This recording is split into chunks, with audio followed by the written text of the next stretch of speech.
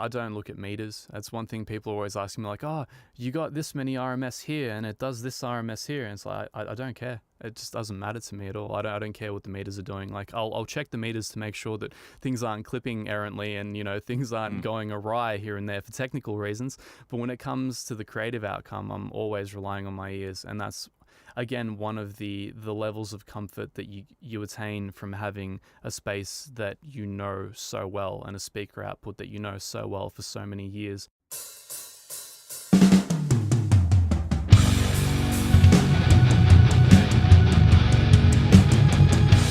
Welcome to the Production Masters Podcast, the philosophies and techniques behind making music according to the Masters of Music Production.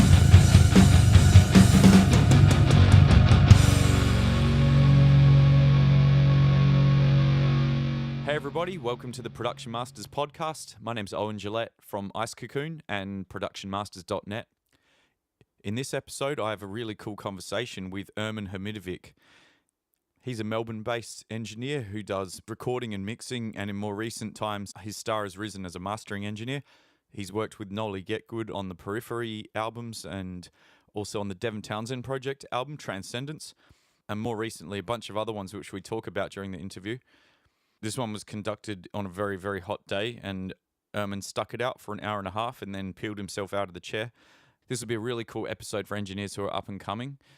Ermin really knows his craft inside out and back to front and digs into his body of knowledge to give suggestions about lots of aspects of engineering along the way, such as saturation, mix bus compression, setting up a room, monitoring and listening positions, all this kind of stuff. And on top of that, you really get the idea from him of how much time and dedication and passion is required to get to the point where he's at and to have the career opportunities that he's got. So as always, you can catch me at productionmasters.net and you can email me at info@productionmasters.net. You can find the podcast where you can subscribe and also leave me a review at iTunes. You can find the podcast at Stitcher Radio and also at YouTube where you can like and subscribe. And last but not least, also at Castbox. And now, with absolutely no further delay, here is my conversation with Ermin Hamidovic. All right, everybody, welcome back to another Production Masters podcast. Today I have on the line Mr. Ermin Hamidovic, is that correct? That's very correct, Owen. Thank you. Excellent. And he's a multi-talented engineer, does a whole bunch of things, which we'll start off talking about. But how would you describe yourself these days? Oh, and g'day, by the way. Good day. Well, first of all, thank you very much for having me on your podcast. It's a pleasure. It's always great to have another chance to talk shop in such a niche industry that so few people seem to care about, yet so many of us have dedicated our lives to. Totally. But, yeah. Look, to answer your question, it's been a strange couple of years for me. So I think these days I would primarily define myself mostly as a mastering engineer. Yep. I would say maybe about 80 to 90% of my daily workload involves mastering these days, which was initially a bit of a hesitant step for me. My heart wasn't 100% into mastering, but I feel like over the years, the more and more I do it, the more I come to love it, and the more I enjoy the workflow of working with so many different dozens of artists over the course of the year. I think one of the great things about mastering is that you keep it so very fresh, whereas let's say as a mix engineer you might be sort of stuck on working on 1 or 2 albums a month, or depending on how crazy your workload is or how quick you are, it might be 4 or 5. But I've always been very slow when it comes to recording, very methodical, so mastering gives me a chance to work with a heck of a lot more people and just meet a lot more people. So it's been a wonderful couple of years. But as secondary functions, I definitely still mix records. I very recently mixed a record for a UK band called Silent Descent. Mm-hmm. The record is called Turn to Grey. It's just come out. It's like 50% trance, 50% metal. Anyone like me who loves the old days of hard trance, like early 2000s, late 90s, it's an amazing record. I would strongly recommend that you check it out. It's probably one of my best mixes, even though it's your typical sort of a modern bedroom recording. So Cool. Cool. That being said, yeah, a lot of mixing, a lot of mastering, but primarily mastering these days. Yeah. And I'm just guessing that probably jumped after your relationship sort of bloomed with Nolly, right? Yeah, well, Nolly and I had known each other for several years prior to us working together on Alpha and Omega. We'd actually originally met on the old Sneap board where he and I were both, semi-frequent posters. Yeah. And the irony was that at the time he wasn't actually in Periphery, and I was sort of one of the semi-regulars on there, posting a lot of info and stuff. I'd been very lucky to grow up there, if you will, during the golden age. So a lot of very wise people imparted a lot of really good knowledge. And at the time, I was kind of trying to pass it on and share it around. It was an amazing sort of a golden age for that community. And it was through that I think Nolly sort of caught onto who I was, because he was just getting into engineering himself. He was, at the time, still an extremely proficient guitar player. I think he was doing the official demos for bare knuckle pickups and stuff. So Right. very strong guitar player. I don't think people at the time knew that he really did bass. I'm not even sure if he did do bass. He was just a very, very good guitar player, which he still is to this day. Yeah. And we touched bass. Eventually things really skyrocketed for him. He got into Periphery, toured the world, did that whole thing. And it's a strange set of coincidences that can sort of spur these things on. But for me, one day, a friend of mine suggested that I remaster, for our personal listening purposes, one of our favorite records, which was Meshuggah's Obzen. So this was never meant to see the light of day or anything like that. So Yeah. Yep. so would have been maybe like 3-4 years ago, I decided to do that. And my whole goal was to make it match their live performance, which is one thing I felt like that album never quite did from a production point of view, because I remember seeing them here in Melbourne when they toured Obzen, and being my favorite Meshuggah album, that gig is still emblazed in my mind as the best live experience I've ever had, and I kind of wanted to recreate a bit of that. So once I went in and started sort of tweaking the album and stuff, I thought to myself, well, who do I know whose opinion I trust? I can sort of bounce some ideas. I'm like, why don't I send it to Nolly? He might have something to say about this. He's obviously a Meshuggah fan. Yeah. So I sent it to him. I'm like, hey, man, do you like version A, version B? He was like, yeah, man, I like version A. It's really great. And, since you sent it over to me, I've shot it through to Misha, and he's just floated the idea of getting you to be part of the test mastering guys for the new album. I'm just like, holy crap, that just went from 0 to 100 really quickly. And from there on, it kind of spurred our working relationship. Right, so it actually wasn't intentional, like doing that as a gimmick or something to try to say, hey, this is what I can do. It actually happened almost by accident. Yeah, and it's the strangest little things that can sort of shoot you off diagonally in different career paths. I mean, I had done something much more deliberate prior to that, which was to write the systematic mixing guide. That was sort of my foray into I guess, if you will, the more educational side of things, and trying to get my name out there abroad a little bit more. Because prior to that, I was mostly just known within the Sneap board and within sort of regional Melbourne, where we deal with a lot of sort of traditional thrash metal and that sort of stuff. That was definitely the bulk of my work back in like the late, what do they call it? The noughties, the 00s, the 2000s. Yeah, yep. So yeah, I mean that was definitely a concerted effort, but with the mastering, that was just a complete accident. I just did it for my own listening purposes, and my friend suggested I upload it to YouTube, where it ended up getting a fair few streams. I ended up doing a few little remasters like that for various albums, including Frederick Thornton's Soul Niger Within, which is a record that some people might not actually know about, but it was sort of a Swedish supergroup from back in, don't slay me if I get this wrong, but I think it was 1996. Yeah. And they basically got together, created this amazing technical metal jazz fusion cross record. But it was one of those things that people never really heard. I did a remaster for my own listening purposes, and last I checked, it's had like over 100,000 streams. So just the fact that it's gotten people into all these, like a record or two they might have missed during their upbringing that are really seminal, influential records, has been worth it alone. But at no point was it a concerted effort to try and sort of bump my personal profile. It just kind of came naturally. But it's something I'm extremely thankful for. Obviously, it's been a very fun time working with Nolly on all these different records for the last couple of years. Yeah, and then obviously that leading into you being more of a mastering guy than the other things, I guess.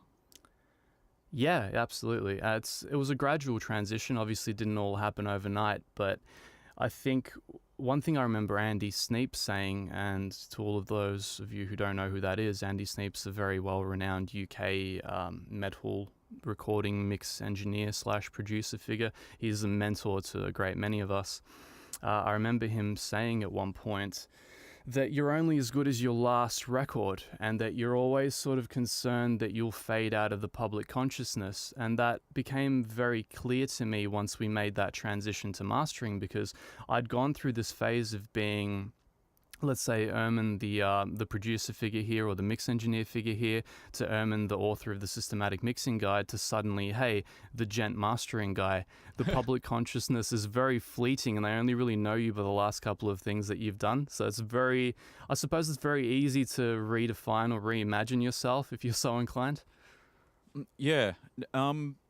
So was there some people that were engineers or whatever who were producing work that were the biggest inspiration for your actual mastering style, or would you say developed it entirely yourself? Like, are there some key engineers that really you wanted to be in that kind of sound field in terms of frequency response, or, like, obviously, because one of the main things I hear with your mastering is it's got more of a rich bottom end, and it's not afraid of allowing the extended bottom end and all that to do its thing, and not be, painfully brutal in the top end, all that type of thing.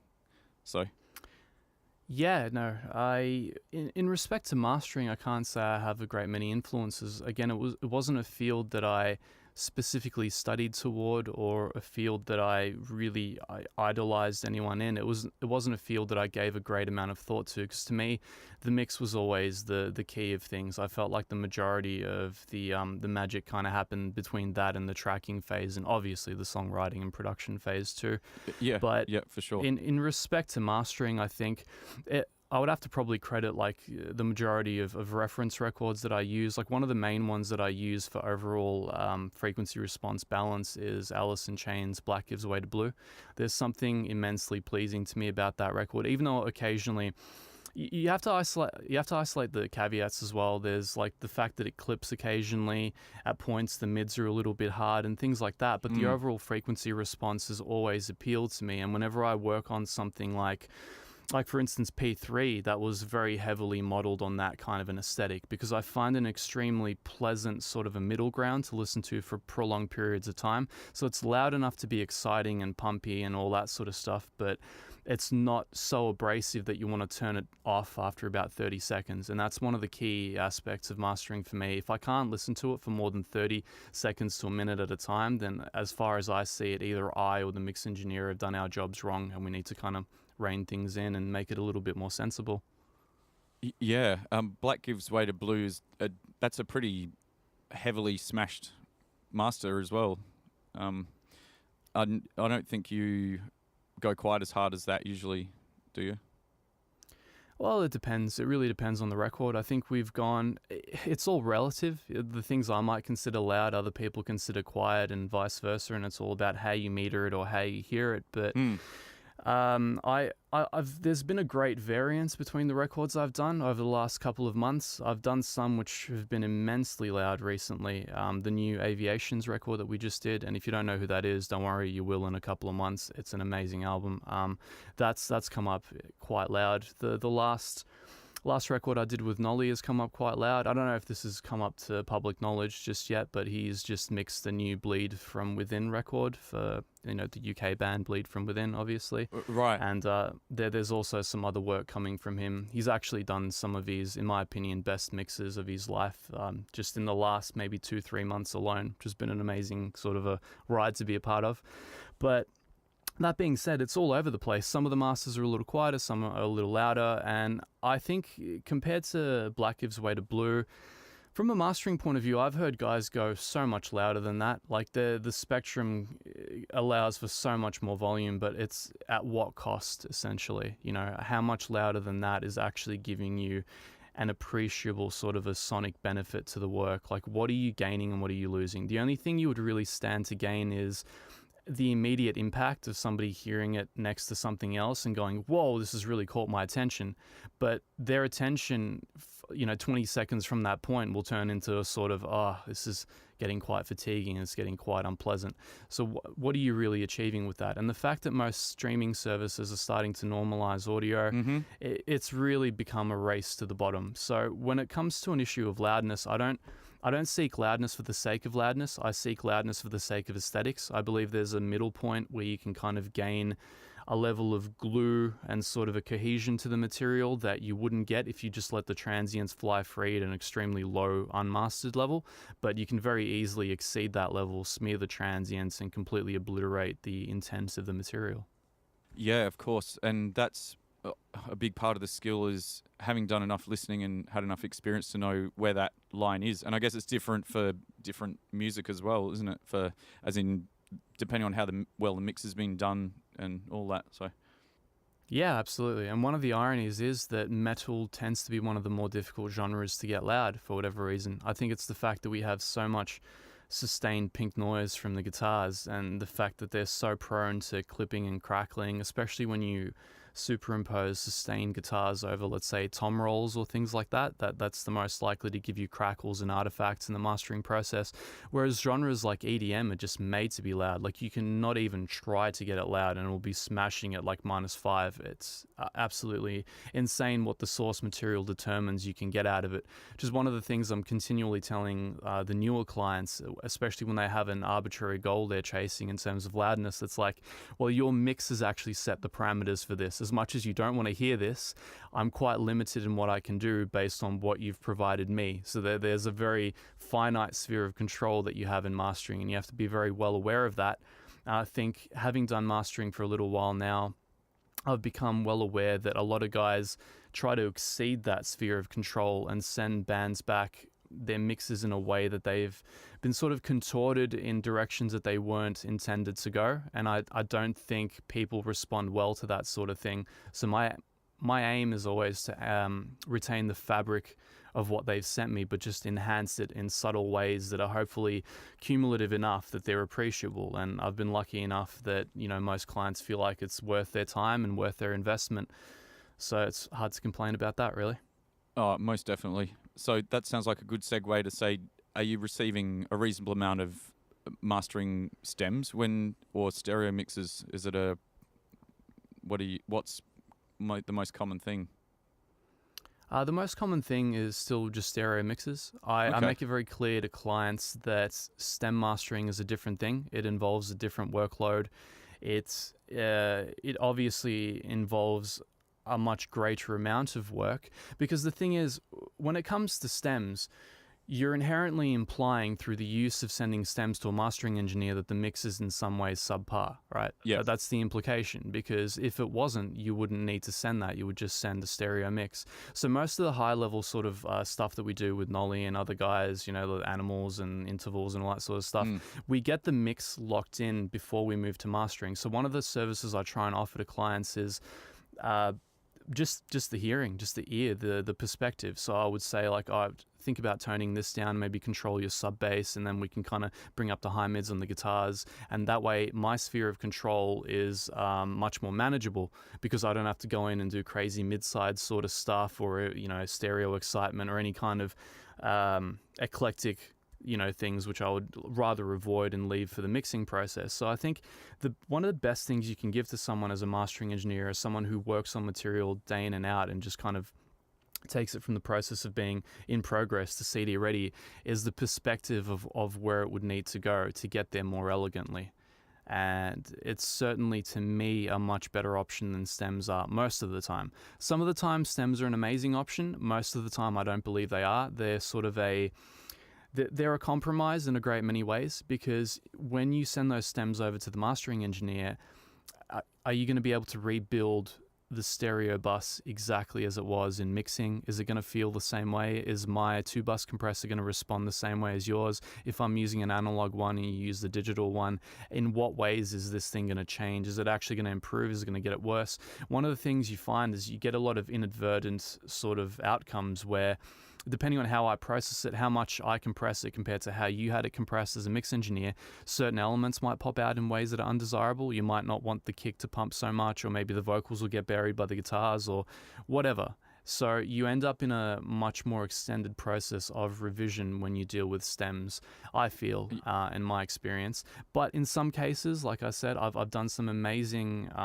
stem work. One of the notable ones was for a New Zealand band a couple of years ago called Set on End, and I know they're not very well renowned, but to the best of my knowledge, they're opening for a big band in New Zealand very recently. They might even be doing a tour through Australia as an opener. But anyway, if you're into your gent sort of groove, Seven Dust, Gajira kind of material, there you guys. But we did a stem master for that, and it came up amazingly because the mix itself was already great. The only thing they wanted a couple of extra refinements on top of that. So it wasn't a process of me having to go in and go, all right, what am I salvaging here? You know, what kind of damage do I have to undo? What layers of processing do I have to add to an already over-processed sound in order to undo it? Which is unfortunately where at a low to mid-level you would usually end up with stem mastering. People would send you tracks that are already extremely phasey and over-processed, and there are so many questionable decisions that have been made leading up to that point, and you're just adding processing on top of that. And in very many ways, that's sort of a race to the bottom. You're much better off simply communicating to the mix engineer, explaining the situation, and trying to get them to sort of uncook the mix, bring things back to a baseline where you can actually work on it more fluently as a stereo master. That's just my take on the situation anyway. Yeah, totally. And I think it's really valuable engineers, like mastering guys, who are willing to be involved in the process of listening and then saying, you know, I think you could do well to maybe look at this or whatever. That when it becomes an interactive process, I know that some mastering guys that isn't the case. You sort of receive it, they do their thing the best it can be in the time, and it's done. But I reckon that probably is maybe becoming more of a thing of the past. I think it's inevitable. There needs to be that interaction and the relationship for us to be having better music, and to be, you know, it's the way it's going to be. Like you said, with more people recording themselves and mixing their own stuff. Yeah, absolutely. And I think it's also a sign of the times in the sense that back in the day, if you were sent an album as a mastering engineer, the general gist of it would be that the band would have booked, let's say, 2 weeks to a month in whatever facility, paying obscene amounts of money for access to the gear and the console that they would have been using for the mixing. Yeah, you can't just say, oh, hey, the kick needs to go back down. That would mean rebooking the studio for another couple of days, pulling up the mix again on the board, hoping you can get it back as closely as possible just to pull down a bass drum. It was obscene. Like, it's just not something you would have really done unless you were swimming in money, or, you know, that you were that way inclined. But these days it's so much easier because most people mix entirely in the box on their laptops on the go. If I say, hey man, you know, your kick is about 2 dB too loud, they're like, yeah, no worries, man. They'll just drop it back down and send me a new mix within a couple of hours. Probably even sooner if I wasn't in Australia and had functional broadband, but that's a whole different kettle of fish. Oh my god, yeah, no joke. Mate, we can talk about that one for another for a full podcast, I think. That's for sure. So, did you start off studying audio engineering conventionally, like at a school or something like that, or are you completely self-taught?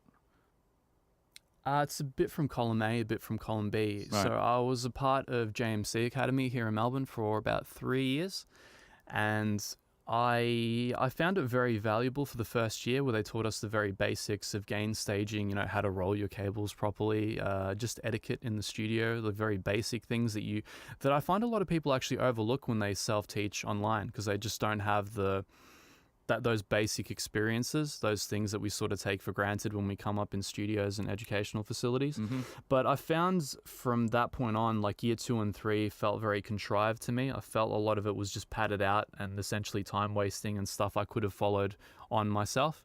Now, you know, everyone's mileage might vary, but from that point on, I think my main educator became the internet and my own experience and just kind of working with bands and trying to experiment, push things, like learn about techniques on the sneak board, go and try and iterate on the board, try new mic positions, new mic combinations, amps, settings, things like that. Yep. So I would say it's a combination, column A and column B, but the vast majority, and certainly as it applies to people today, you would learn most of your stuff online or through educational institutions or materials, like, you know, whether it be me plugging my own book, The Systematic Mixing Guide, or whether it be the Unstoppable Recording Machine group, which are coming up on 4,000 members now. They basically every month they offer you a pro quality session that you can sink your teeth into, which was completely unheard of when I was learning. Like the fact that you can sign up to a program, have them go, hey, here are the new multi-tracks for this week. Oh, it just so happens to be freaking like Meshuggah's Future Breed Machine. That's mind-blowing. Like, I was mixing guys' bedroom recordings that were, like, barely adequate for even mediocre mixes, and here you've got, like, a seminal record that influenced the trajectory of metal as a whole. So there are a lot of great resources out for people, short of traditional educational institutions. Oh, totally. And they're extremely reasonable with what they're charging for that as well. It's very, very reasonable, I think. Yeah, they're a cool bunch of guys. I've loved my involvement with them, and it's always great to get on and be a part of their community. I think they're doing very interesting things, very groundbreaking things for the industry, and it's interesting to see where that's going to lead as a whole. Yeah, I mean, when I did a diploma at SAE 100 years ago, like there literally wasn't even YouTube. Like the YouTube, I think, may have started the year that I did that, which is like 2005 or something. So it's a totally different universe now. Yeah, completely agreed. I think in 2005, I signed up to a local forum called Melband, which was where a lot of our local discussion about audio and bands and stuff was going on. And that's where I managed to poach a few clients and things like that. But the idea of having resources like YouTube and online educational institutions that gave you that amount of resources was completely unheard of. And it's interesting to see that I think it hasn't taken long for people to start taking that for granted because they don't understand just how valuable those resources actually are and just how able you are, if you're so inclined to put in the work to skyrocket yourself into a career having access to resources like that. Absolutely. It's just a perspective thing based on not knowing what it was like before. I mean, kids wouldn't remember what it's like before, literally, where there was no such thing as mobile phones, or, they were the size of a Besser brick or whatever. All that thing. I mean, it's crazy, and it's almost because it's almost an overwhelm now as well. It is easy to take it for granted, and it's easy to not see it in perspective. Yeah, absolutely. I mean, sometimes I laugh to myself when I think about kids trying to use the Melways to get their way around. And to the people who don't know what that is, the Melways was like a street directory that was published here in Melbourne, Australia, every year to sort of give you directions on, where you're going. And you'd have to look up a grid system, sort of like narrow it down, or I D1 on this page, and then I have to go down this freeway and this street. Like the idea of following traditional maps without a GPS and a phone, I think would be a rare skill set in this day and age.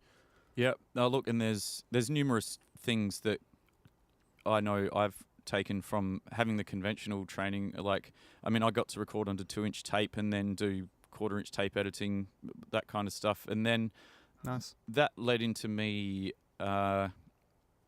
being based on that I'd had that training. It allowed me to convince someone to let me intern in a real actual studio. So there's nothing quite like just being thrown in the deep end and having to do it. Like having to, and then sort of embark on the thing you're talking about, the experience of trying to get knowledge from anywhere and then applying it in the real world. And that's a whole more of a hands-on thing, which is different to just trawling the internet and playing on a laptop, so. Yeah, well, I'm partly envious of that, to be honest. I never really got to sink my teeth into the whole analog tape thing. I came on just as we were getting rid of ADAT, essentially. So I got to deal with ADAT, which was like one of the worst examples of tape. It had all the drawbacks of digital with all the drawbacks of tape. Absolutely, yeah. It was a terrible idea, especially because at the time, a lot of studios were like, oh, we'll get rid of the 2-inch tape machines because we'll have this ADAT thing. It's like, no, that's such a bad idea. I mean... No. How do you like the sound of corrupted tape? Yeah, it doesn't play at all. You've just lost your guitar track. Good luck. Like to this day, you can listen back to Opeth's Still Life, and I think it's in the right freaking overhead cuts in and out because the ADAT's corrupted. They literally corrupted a track like from a legendary metal album simply because the format was shit. So we had a weird transitionary period, and we still have the holdovers of that in use, unfortunately, because I've got a Lynx Aurora 16 that I use here, and that Lynx I'm running with what do you call it? Light pipe, the little optical cables, the ADATs. Yeah, yep. And because I've got an RME RADAT in the computer, and Trying to run anything over 48 kilohertz has been an absolute nightmare. I literally cannot use outboard gear on anything above 48k, so I have to basically overhaul my entire setup just to get past using these extremely limited, tiny little optical light cables that came from the ADAT standard, which was just horrible and never should have existed in the first place. So it's just one of those things. Yeah, ADAT is like the VL Commodore of audio, like Australians will know what that means. They sure will. So anyway, I wanted to ask you about your room, like, because I know you're an Event Opal user, right? Yes. Yeah, which I bought a few years ago, and I think they're awesome. I love them. I'm sure there's more sophisticated, more expensive, better monitors, but I think I really think they're awesome. Obviously, you must think they're pretty good. But I'm interested in, I remember we had a bit of a conversation online, and you said your room actually isn't like a giant room to support, all of the low frequencies in like the way maybe a traditional mastering studio does. But you make the opals work in your room to the point where you can do accurate mastering and it's world class. So I'm interested to hear about how you achieve that. Cool. Well, thank you, first of all. Secondly, so this whole thing came about very organically. I never really went into it going, all right, I'm going to purpose build a mastering facility and then push myself as a mastering engineer. I sort of transitioned into that very gradually. And what I have here is very much a holdover of my old days where I wanted to do as much as possible at home. So I realized that one of the caveats of running a studio in Melbourne, Australia, was that a great many of them were shutting down due to increasing rent prices. The fact that the amount of money in the industry was actually shrinking, it had an inverse correlation with the actual rent going on. So it was ultimately going to be unsustainable. So what I essentially did was grab a spare room in the house, the largest room in the house, mind you, but it's still nothing, large by any means. And I first came to learn it through listening to music there for, music in excess of like 8 to 12 hours a day. And then eventually I would treat it in bits. So eventually I got like little panels and treated first reflections. Yep. And I got little bass traps made up and treated that. And eventually it built up to this thing where if you walked in here, you would think that you're in some kind of a radio, like a larger radio voiceover booth because it's so dead. And a lot of people will tell you like, oh no, you can't mix or master in completely dead rooms. And it's like, well, I beg to differ, You can learn just about anything. And I think once you learn what the variables are and what parameters you have to work with, and certainly the way that your speakers sound in your environment from listening to music in excess of 12 hours a day, day after day for like 15 years, you come to a point of familiarity that's hard to beat, irrespective of how good somebody else's room is. So it became very obvious to me that your sense of familiarity and confidence in what you're doing is much more important than the discrete elements. That's not to belie the importance of acoustic treatment. I'll be the first person to tell you how absolutely crucial and vital it is, but there's a sort of point of diminishing returns with all things, right? So I would generally say that if you're looking for new monitors but you have an untreated room, you're generally going to get your best value looking up to a price point of about $1,000, maybe $1,500, $1,500, and from that point on, investing in acoustic treatment. If you just blow $5,000 on full range monitors, they're going to sound absolutely horrific in an untreated room. You're actually going to be working against yourself. Yep. And the same thing applies in terms of your search for perfect acoustics versus your own aptitude and ability to hear and interpret things in that space. So there's a very discrete point of diminishing returns for all things. And once you isolate where that is, you're able to kind of hit the ideal middle ground, hit your stride, and, hopefully do your thing. That's really awesome. Yep, that is a great answer and it makes complete sense. So when you're sitting in the mix position, do you utilize any software EQ or whatever to tailor the frequency response in the listening position? Nothing at all. I very much am a traditionalist in the sense of acoustic treatment. So a lot of the white papers and stuff I read back in the day would dictate that a lot of the issues that you run into, especially in residential style rectangular rooms, is the peaks and the nodes, the comb filtering essentially. So the fact that you would move your head an inch to either side and those would completely change. So you could basically tailor an EQ curve to a single point in space where your head might be fixed, But the moment you lean forward or lean back or move around or walk, that's completely thrown out the window. You might be exacerbating problems like a meter from where you're currently sitting. So the idea with acoustics is that it's not a fixed thing. It's not fixed in place. It's all dynamic and reactive. A simple EQ curve placed on the outputs of monitors has never really appealed to me. More so the sense that I don't feel it's needed in this room. I'm so comfortable with it, and it emits a sort of a balance that I find pleasurable. So once I lock in a record and I'm vibing it personally and I enjoy the way that it sounds, I know that it's good. And it's one of the reasons that I never got into using speakers such as NS10s for mixing, because I could never really vibe or feel with those. I never got to a point where I'm like, all right, this is it. It was always like, it's marginally less painful. I don't want to kill myself immediately, or maybe later. So I think having a speaker output that you enjoy once you lock it all in, at least if you have my disposition, is quite important and quite helpful. I know that's delineated from your initial question, but yeah, to get back to that answer, it's not really something I use or am interested in or would particularly advocate. I would always advocate investing in more acoustic treatment and better speaker positioning. Yep. And that also sort of says in there that in the end, your final decision on the master is an instinctive one. Like it's a guttural, instinctive feeling when it's right. Is that right? Absolutely. I don't look at meters. That's one thing people are always asking me, like, oh, you got this many RMS here and it does this RMS here. And it's like, I don't care. It just doesn't matter to me at all. I don't care what the meters are doing. Like, I'll check the meters to make sure that things aren't clipping errantly and, things aren't going awry here and there for technical reasons. But when it comes to the creative outcome, I'm always relying on my ears. And that's, again, one of the levels of comfort that you attain from having a space that you know so well and a speaker output that you know so well for so many years. You hit a sort of I don't want to use the word enlightenment, but you hit like a point of singularity with it all. It all comes to a point eventually where it starts to make sense to you. Yep. And the engineering becomes a lot more effortless. Whereas back in the day, I would start a mix and be like, oh God, what do I do? Or where do I go? Like all the possibilities would be flying around in my head and I'd have absolutely no idea what to do.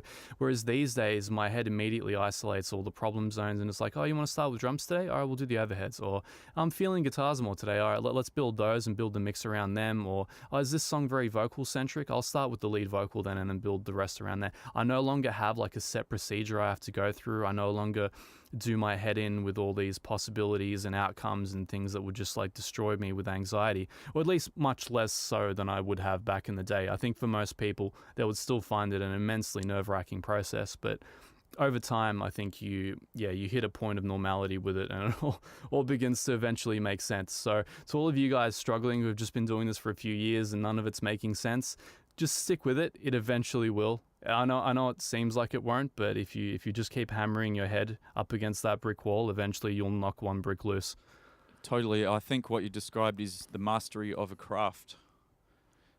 Oh God, I would hope so. Does that mean I can coast for the rest of my life and just kind of sit back and live like a baller or something in a mansion? Oh, I think there's a point with almost any like deep skill which requires mastery that there's a point that you get to where once you've reached that, of course you continue to grow and there's more layers of icing on the cake, but there's a point where once you've got a layer of icing on the cake, then I think that's the point you're describing, and that happens just by you've just got to keep going. Yeah, that's for sure.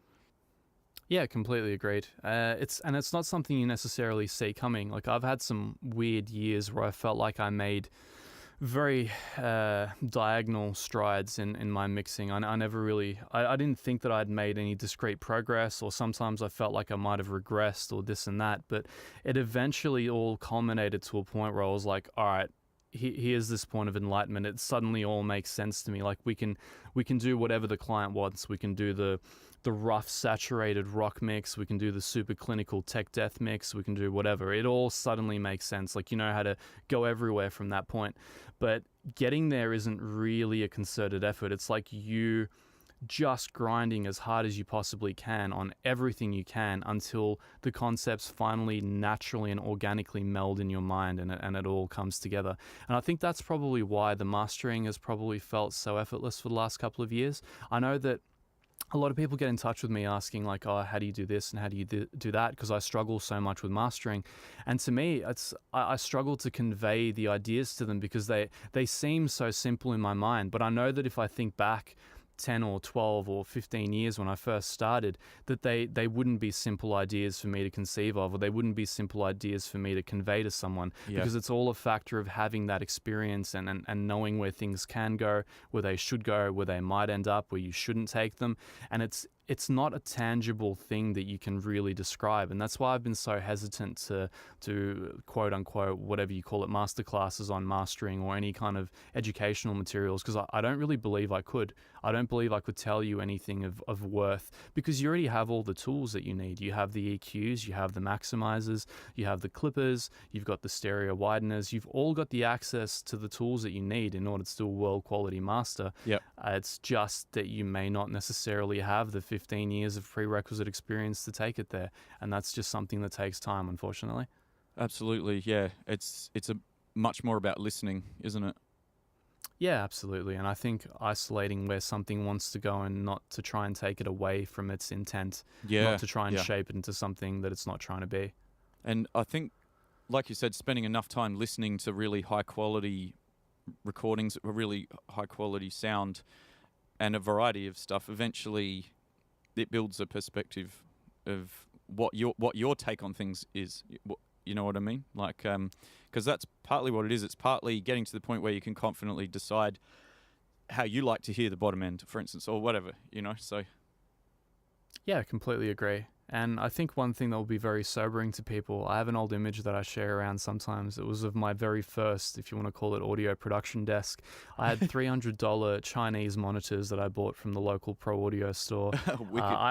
I had them on foam pads, basically.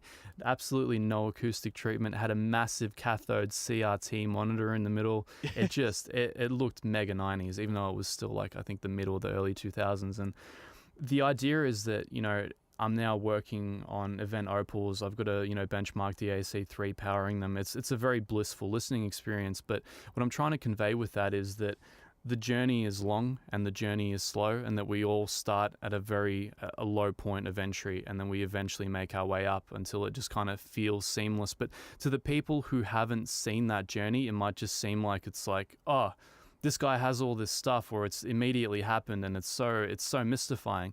There's nothing really mystifying about it. It's the same as, I always draw this analogy because I'm into fitness and stuff, but when you get into bodybuilding, right, someone that's been training for 10 years, if you were to just look at them immediately without knowing anything about them, you'd be like, oh, that guy is so massive, he must be injecting everything, he's a piece of shit, But the reality might be that he just ate really well. He ate his 6 meals a day for 10 years, that he watched his calories, he got his macronutrients right, that he didn't miss a training session like you did. He didn't say, oh, work's been really hard today, so I'm not going to go to the gym. I'm going to miss like one of my 5 sessions a week. I'm not going to go as hard. I'm not going to train for an hour and a half. The thing is that it's very easy to misrepresent where someone's come from or the amount of effort that it takes to get somewhere. Yeah. So it's very important to always bear in mind that, if you're newer and you're listening to this, that it simply just takes time, and you have to be willing to let things take the prerequisite amount of time that they need. There aren't really shortcuts to mastery. Yeah. No, if there are, hopefully they'd come in the form of like the Matrix, where they can just kind of inject a program into our mind and make us a jiu-jitsu master, which would be amazing. I think that's it. No, I think there's ways to fast track probably, but in terms of there is no shortcut. Yeah.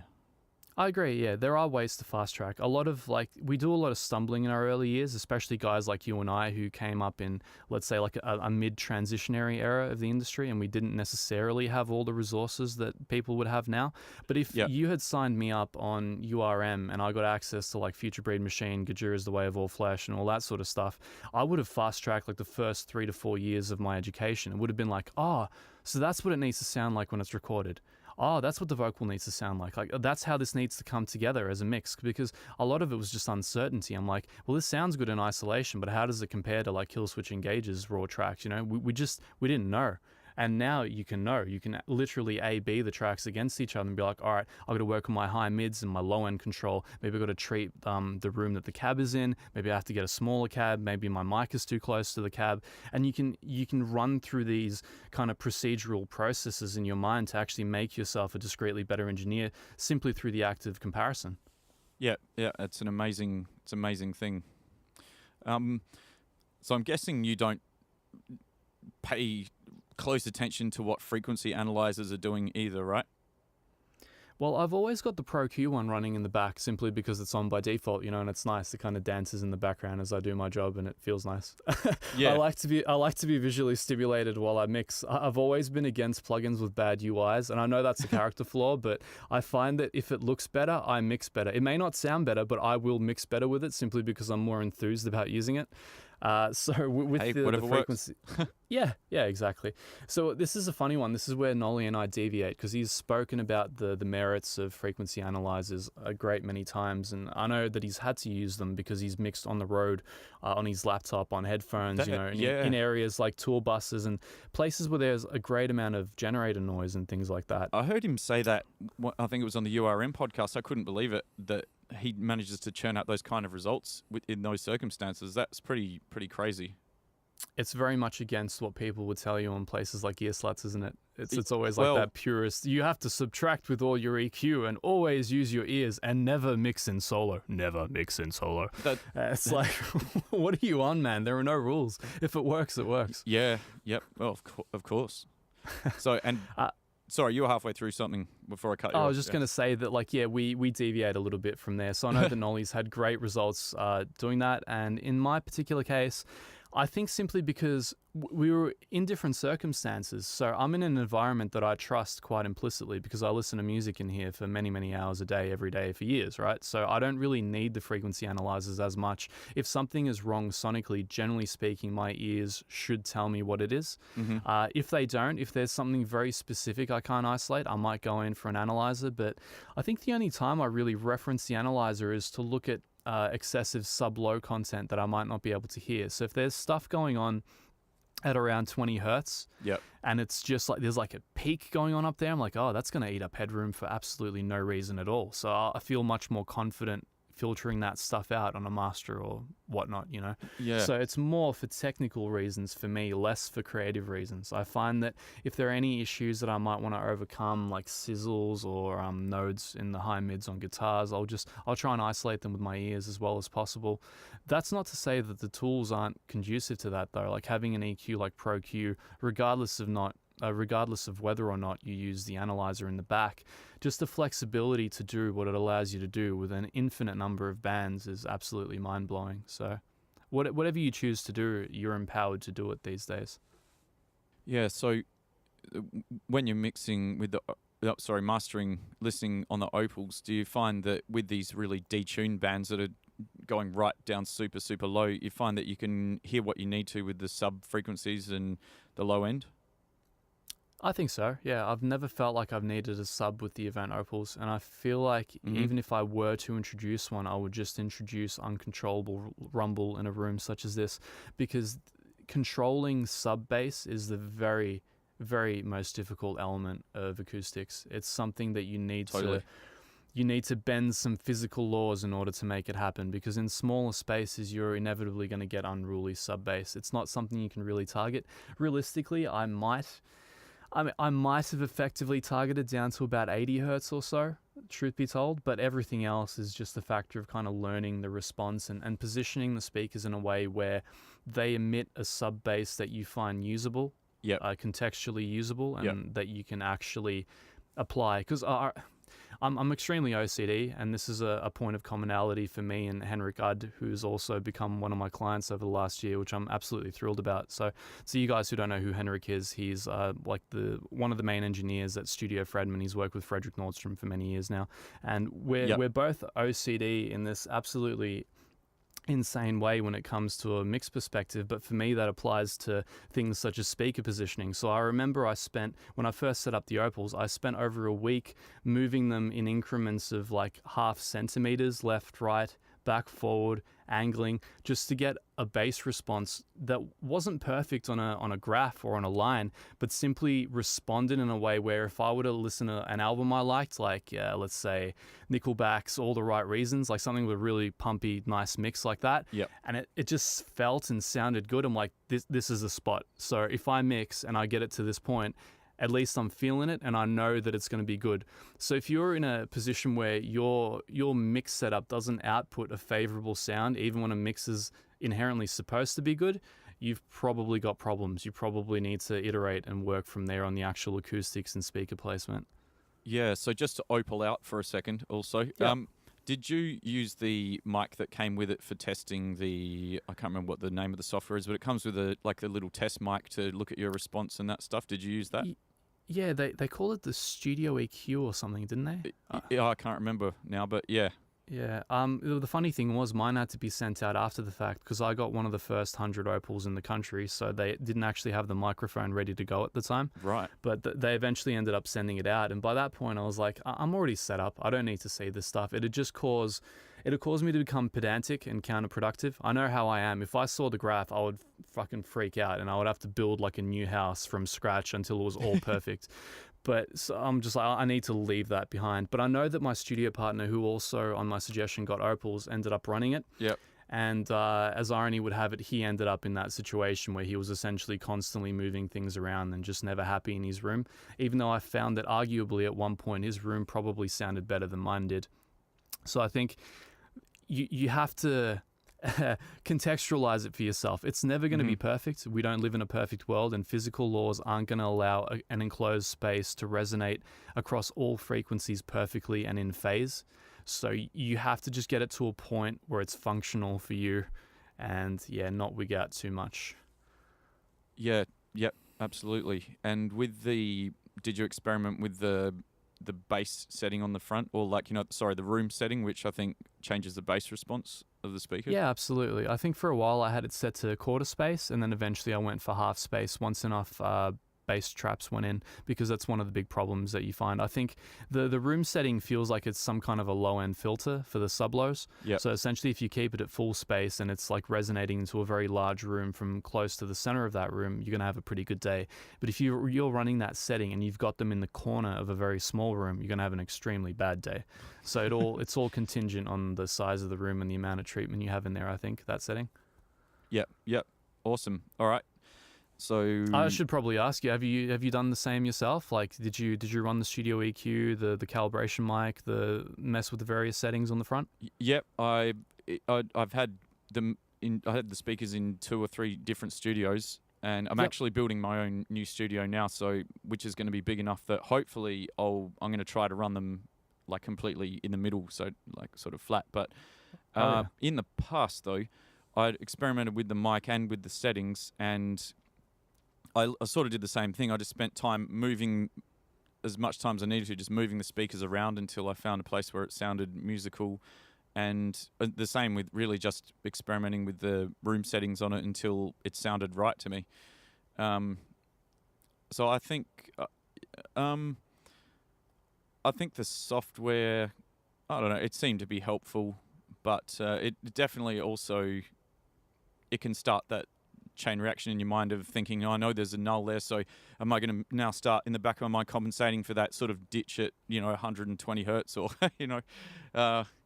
whereas I don't know, you've got to, like you said, eventually accept whatever it is and then just listen and get used to hearing it. So yeah, absolutely, man. And sometimes it's one of those things that you may not even be able to throw a bunch of money at to solve.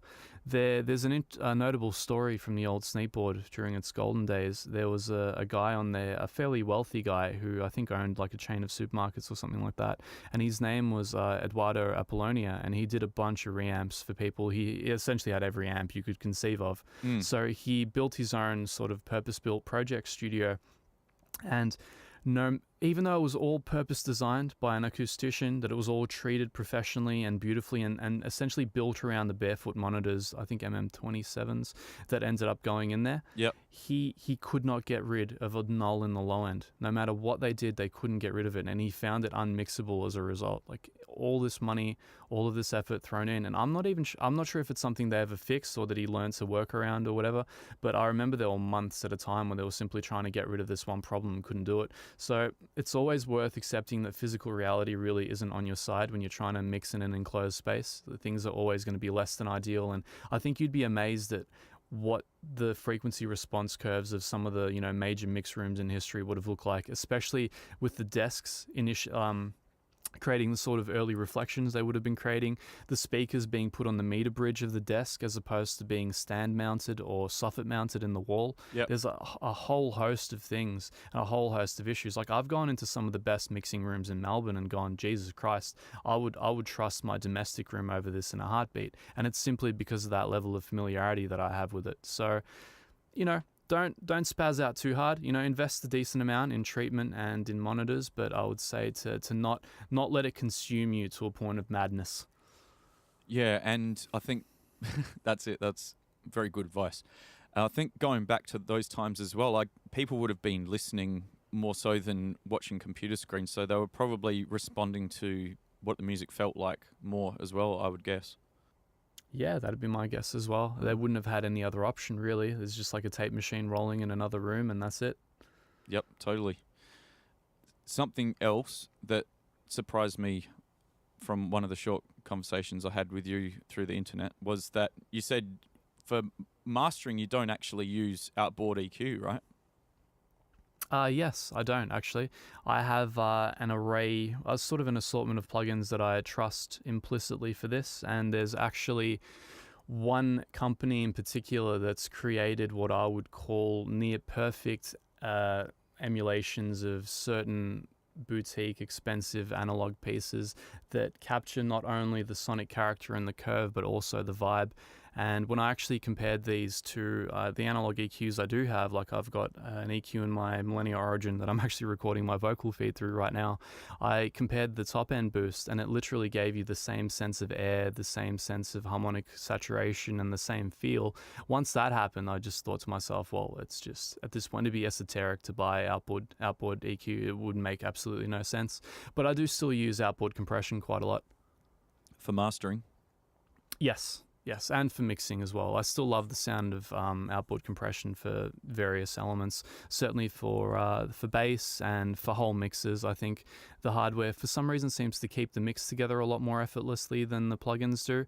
At least most plugins, and certainly in a way that I like to hear, because I'm still a fan of that Randy Staub, Andy Wallace kind of thing, where if you get the transients right and you get the low end right, it gives you this kind of a smeared pumping sound to the transients, and that's something the plugins never quite got right. Their attacks are always kind of slightly too clean. So there's definitely merit to still using outboard compression. I think that's the one last frontier that we haven't conquered yet, ITB. Right, yeah, I suppose it's inevitable that the way electronic physical device would respond to transients will be different to the absolute mathematical certainty of a plugin. I mean, it can't be the same. It would be impossible.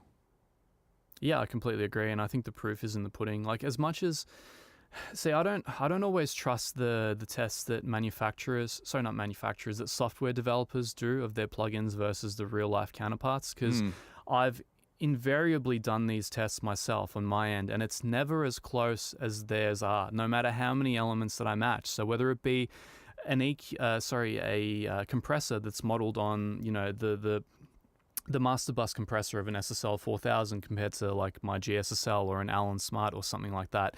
When you actually do that comparison for yourself in person, you can quite distinctly hear the differences in anything resembling a decent control room.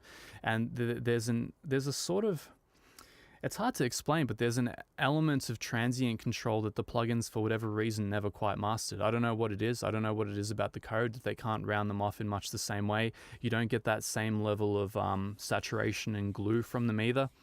But even though they're quite workable and you can work around them. They're never quite as close as the actual software developer examples. So whether or not I'm comparing a distressor to one of the new plugins that's come out recently, which is something I actually did quite recently, or anything else, I've always found the differences to be quite pronounced, even though the plugins could very well be usable in their own right. So I guess what I'm trying to say is always take it with a grain of salt when you're hearing ITB versus OTB comparisons. Even if they're blind tests and someone is assuring you that it's all equitable, just be mindful of what that person stands to gain from you guessing wrong in that circumstance and what they stand to lose if everybody guesses right. So I've done a bunch of these shootouts in my own way, sent to a bunch of people that I know. And I would say maybe 80 to 90% of the time, if I were to ask them, oh, what do you think is the analog piece, especially with compression, they would pick the correct one. So just be mindful, take everything with a grain of salt. That's not to say that in-the-box compression isn't usable. I use it all the time. It just gives you a different flavor and a different sound to Outboard. Yeah, and I've just had a brain freeze. That's all right. It happens all the time. Usually happens at least like once every podcast.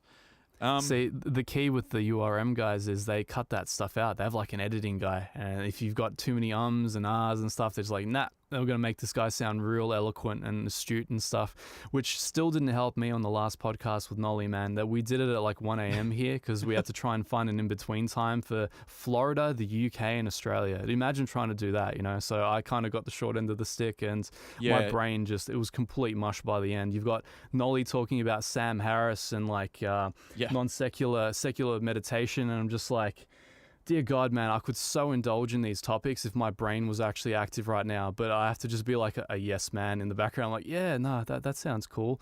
Have you guys ever lifted weights? Weights are cool, That's like all my brain could muster at the time.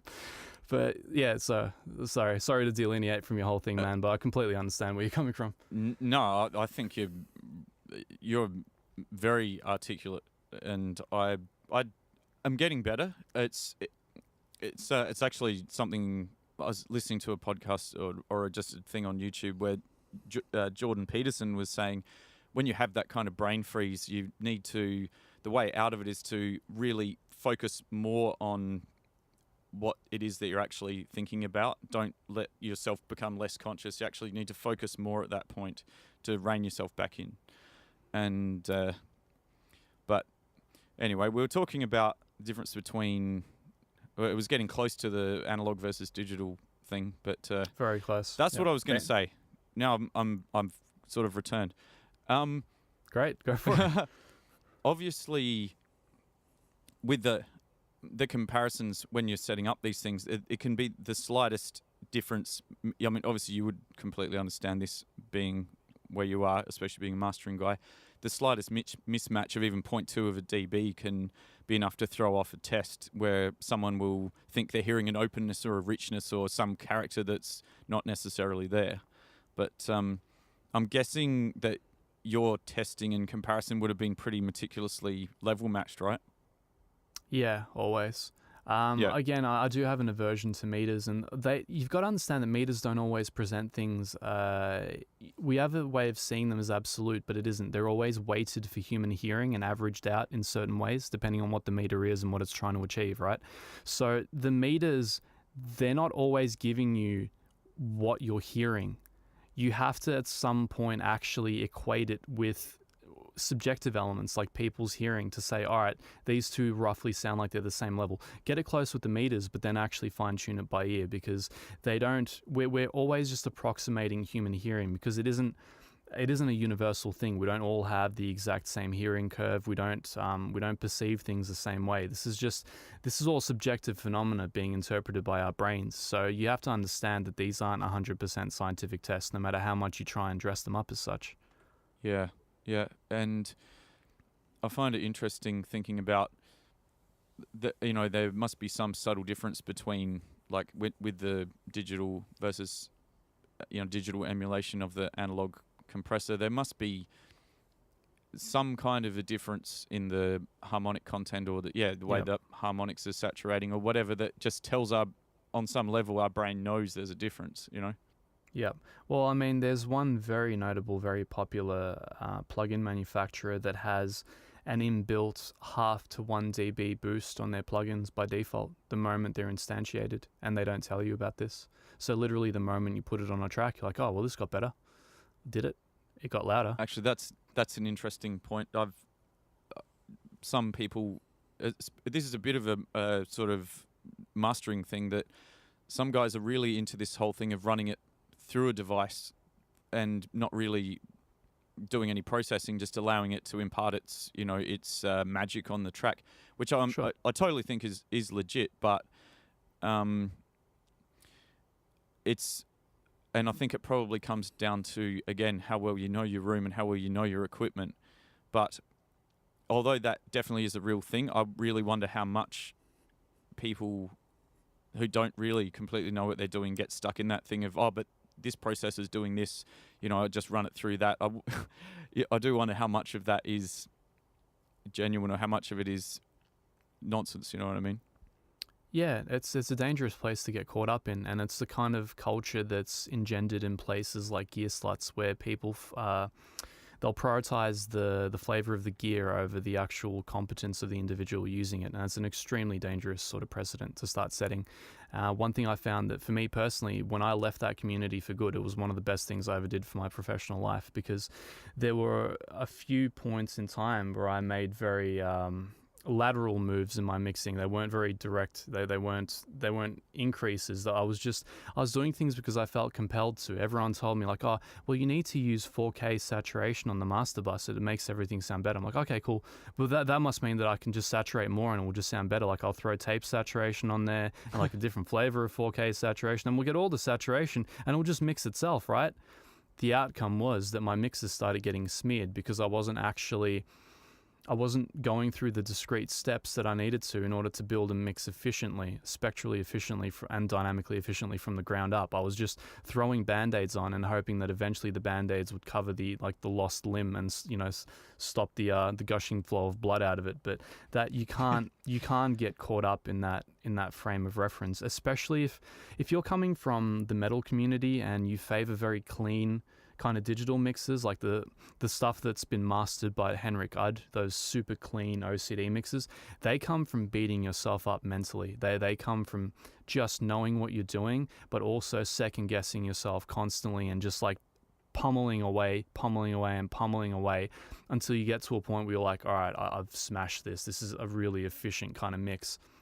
And that's the kind of thing that I respect, and one thing I really obviously enjoyed about working with him. But to get back to your initial point, you can't just kind of throw brand names at a problem and hope that it will go away. It's just marketing. You can't let marketing guide your professional principles. You have to fundamentally be a good engineer and understand the role of saturation and where and when to use it. And I feel that for me, the last 5 to maybe 7 years of my life have been defined by trying to work out how much of that sort of esoteric stuff actually has a role in the sort of mixes that I'm building, how much is too much and how much is too little, and where that ideal middle ground is. And I feel like that's an ongoing battle. I'm always trying to get that right. And based on a recent conversation I had with Nolly, I feel like that's an ongoing thing for him and something that he's trying to get right. Though I know that I feel that like we're on this funny spectrum. I feel like Henrik is on one end where he does these super ITB clean sounding, just pummeling fucking digital metal mixes. Yep. I'm somewhere in the middle where I'm using a bit more saturation and things that dull things down, and maybe a little like bit of analog compression and stuff like that for a middle ground. And I've always felt like Nolly was on the other end of that, where he was using like, tape saturation everywhere and just kind of pummeling things with a lot of tape, which obviously works amazingly well for his drum sounds. But I feel like as the times are evolving, he's reining back on that stuff too and relying a little bit more on EQ and the basics in order to build these mixes, which is one of the reasons that I mentioned that the stuff that he's been working on this year, in my opinion, is some of the best work of his life. And I think you guys will be very interested to hear the results of that. Yep, awesome. I think I definitely know what you're saying with the saturation thing. Oh, and also what you're saying about how with forums and communities, there's people start to that almost becomes the buzzword of saturation, and then everybody, I'm sure you've heard mixers coming in, they're absolutely sledged with, non-judicious quantities of saturation, and like it's one of those things. It's not something you can just shovel a big shovel of it onto your mix or into your mix or whatever. Yeah. If there's one thing I usually try and guide my mastering clients toward is to not overcook their mixes. So one of the worst things you can possibly do is overmix something and not know what you're doing, because that way you're removing content in a way that as a mastering engineer you simply can't get it back. You're dealing with a mess of phase issues and various things, and there's very seldom like little that you can do. So I generally encourage them to, relax a little bit. I know that the overcooked metaphor hasn't really catched on, but I'll say turn the oven down a little bit and just underbake the thing. Yeah. And just do less rather than more. That way I have more flexibility. So if you give me something that sounds a little too woody, like you haven't removed all the 500 hertz from the drums and they're sounding a little bit flat, it's much easier for me to kind of boost out the top end or suck out those mids than it is for me to try and recover those lost mids if you've done a minus 30 dB cut there and your snare just only exists past 10k and below 120 hertz. So it can be a dangerous place to be, especially in metal, where it's a very difficult genre inherently to mix. It takes a great many years to get good at it, and just something that you realize. I think if you work in mastering day in and out, the people that consistently send you the mixes you would consider viable for world-class releases are the guys that have been doing it for years. So there's, again, no shortcut for that. But if you're not at that point, less is more. Always less is more. If you don't know what saturation is doing, don't put it on. If you can't discreetly identify that it's improving your mix, leave it off. It's okay. Once upon a time, like when I started mixing, we didn't have any of that stuff. I literally just used the Waves SSL channel on most of my tracks. That was it. There was no saturation. There was nothing crazy. There was, I think, maybe PSP mix saturator you might use on guitars if you so favored it, but you'd use nothing on the master bus, and you would just get those super clean kind of Sneap-esque mixes. They're a pale imitation of them, obviously, because Andy the Giant is a mammoth in our industry. And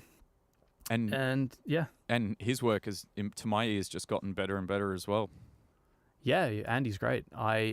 There's a certain swing where I've noticed him using the Kemper more and more, which I'm not personally a fan of. But that aside, I feel like his mixing is as immaculate as ever, if not even better than ever. So it's amazing to hear what he's coming up with. And I know he worked with Judas Priest recently, so that's an amazing boon for him. Cool. Yeah, that's wicked. So, yeah, absolutely. I think stereo compression on over a whole mix or compressing a master with a stereo compressor, that's a whole another kettle of fish. Like, how long did it take you to really completely get a grasp on what the stereo compressor is doing to your mix? That was one of the easier things, mostly because I just ripped off Andy Wallace. I got a GSSL as early as I could afford one, because I kept hearing, if you're going to use analog compression, use it on a source that gives you as much benefit as possible on a mix, which is obviously to strap it across the entire mix. So I got a GSSL, and I'm like, all right, do the Andy Wallace settings. So 30 ms attack, 4:1 ratio, and a release of auto, and then, whatever, just make up to taste.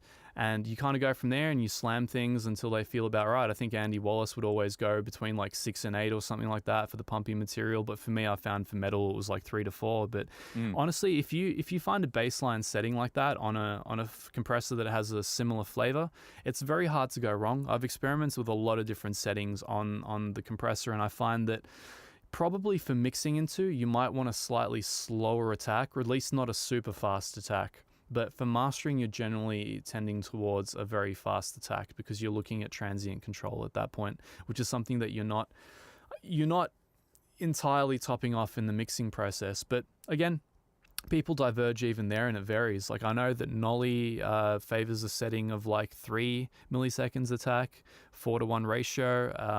I don't know if he uses auto release or 100 ms release, but I know both are quite popular.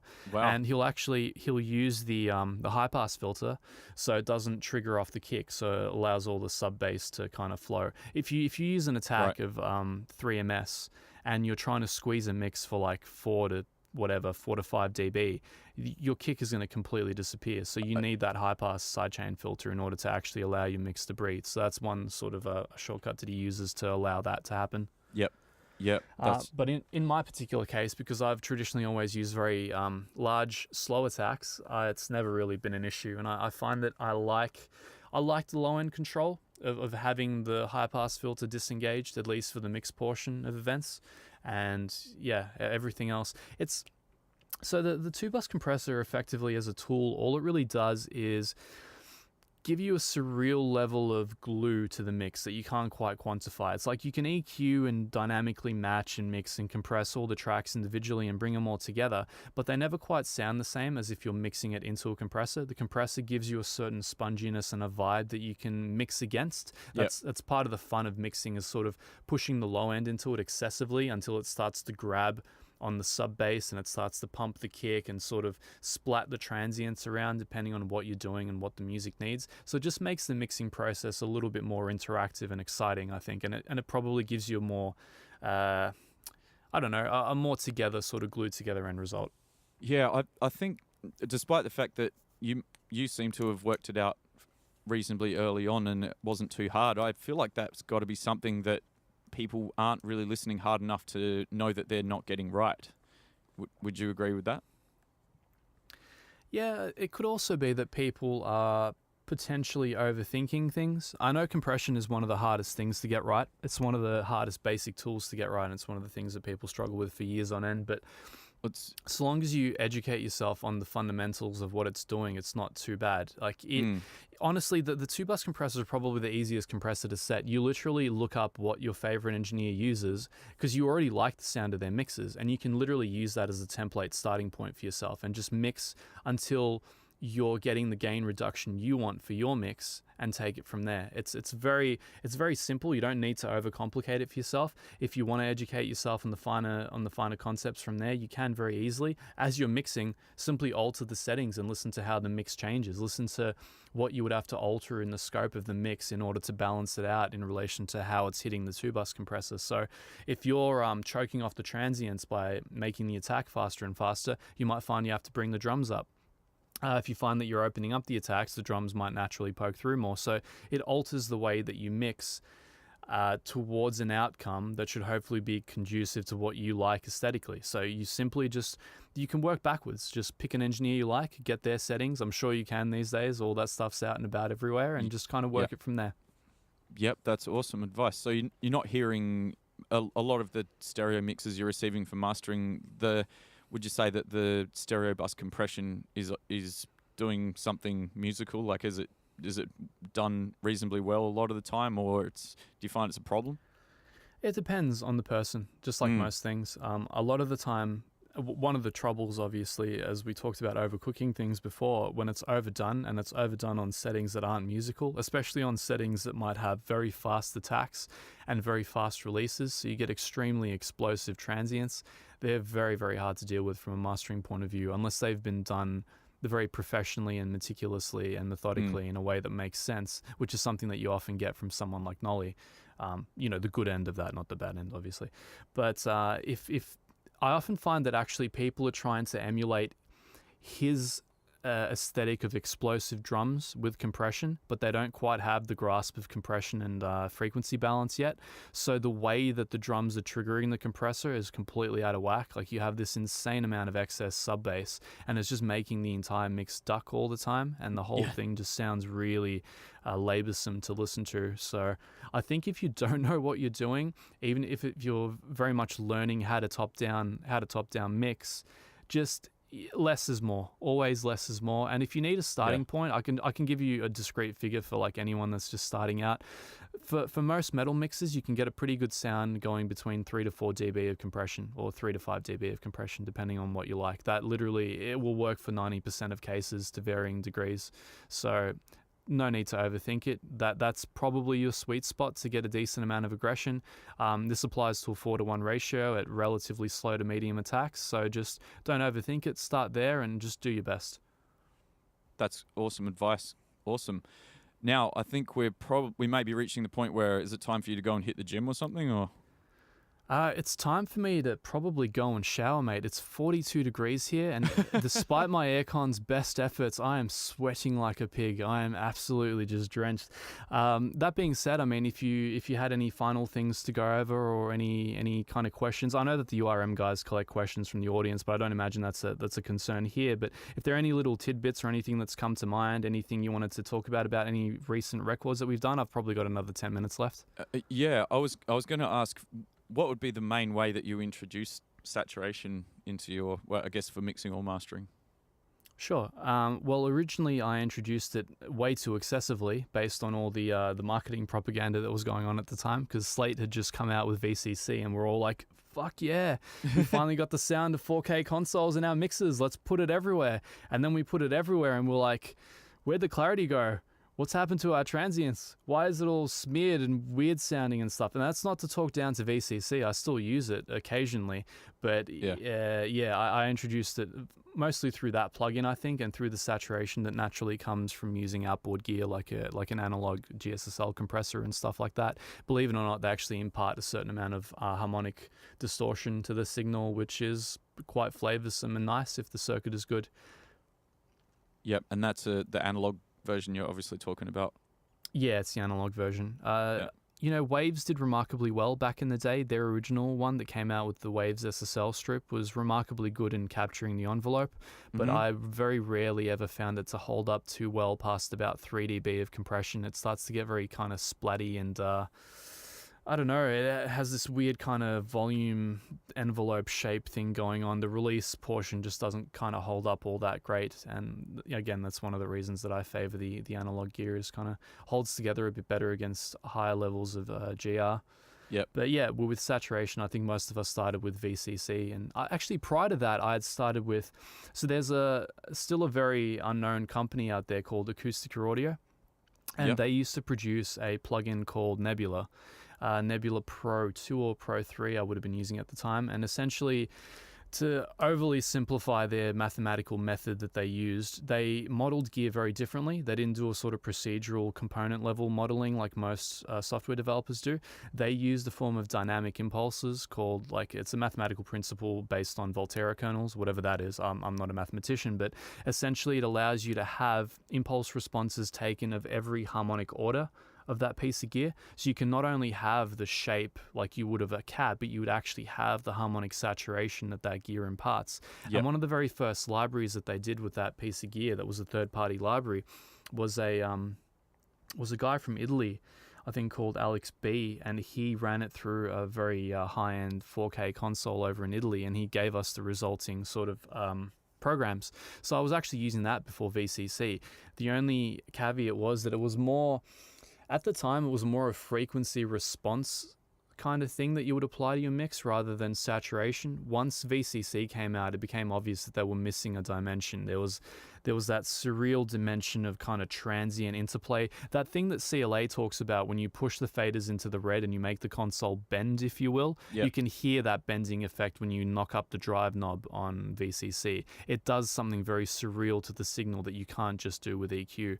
So once we got into that element, I realized that there was a whole dimension of mixing I wasn't using. So obviously I misused it horribly for a couple of years. So I had a transitory period where my mixes were kind of like, I'll listen back and be like, oh man, if I just did that or less of this and a bit more of that, it's like, oh fuck. I could hear myself struggling against it, and I was really trying my best, but you know, it wasn't that point of singularity that we referred to before. You know, I hadn't quite attained it. I couldn't quite tell myself, all right, this is exactly how much you need. So again, if we're going back to saturation and like newer guys using it, please be sparing until you know what you're doing.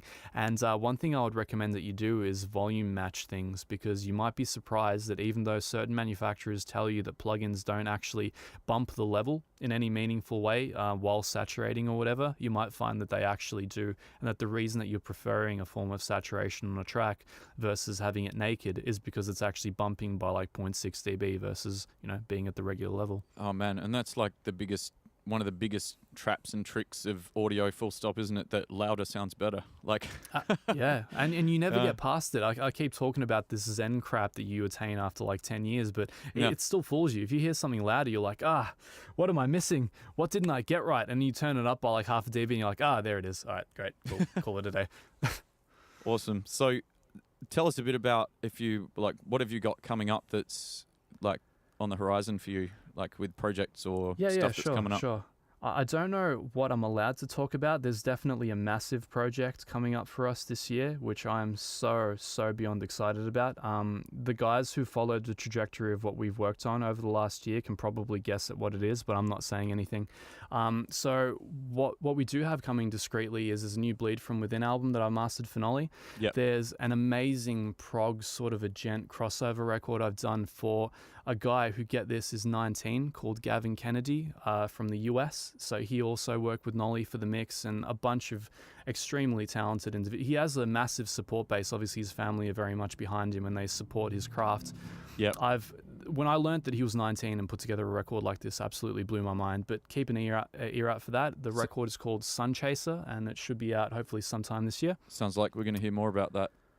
Oh, mate, you will. You absolutely will. Like, simply the amount of effort and devotion and the push that's happening behind this record is definitely going to push it out there. And it's also one of Nolly's best mixes ever, so I can't imagine it'll do anything other than really well.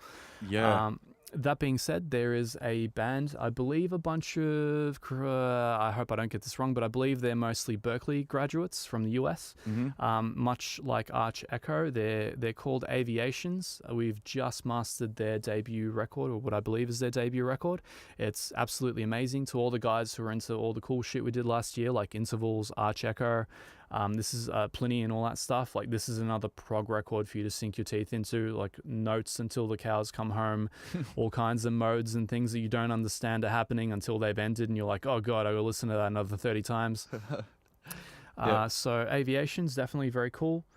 At one point I thought about having a list in front of me so I could actually go over everything in enough detail. But I think, we've also got the Intervals record from last year, mixed by my good friend Simon Grove. Amazing record, sort of like top 40 Polyphia style shred prog kind of stuff. Right. We've got the Arch Echo record, self-titled Arch Echo. Those guys, if you haven't heard of them already, I mean, you will. They're one. I mean, they could arguably be the biggest up-and-comers in the prog scene at the moment. Like, they have just exploded onto the scene with this amazing record, and I feel nothing short of blessed to have had a chance to actually work on it. They're still getting around. They've got a clip on YouTube called Color Wheel that you can check out, and the whole album is streaming online as well. So if you're from the US, check them out. If they're touring through your area, definitely give them a listen and stuff. And I think that's the majority of it. I've done a record recently with a Finnish band called Everwave. It has the singer from a band I worked with many years ago in it, Thomas Velima. I've probably butchered his name, but he's from a band called Ember Falls in Finland. But This is, from what I can see, a side project of his. That's a cool record as well.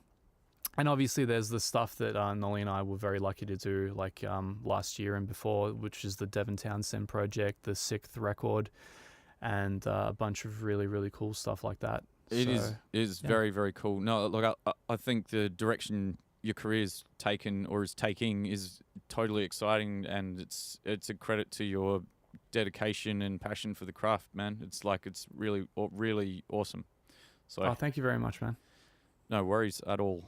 And on that note, that's probably a good place to. It's actually, I think, 43 or something here today, but I'm in a beautiful air-conditioned studio, so I wouldn't have any idea about that. Hey, so long as yours is working well, that's all that counts. Yeah, it's pretty good.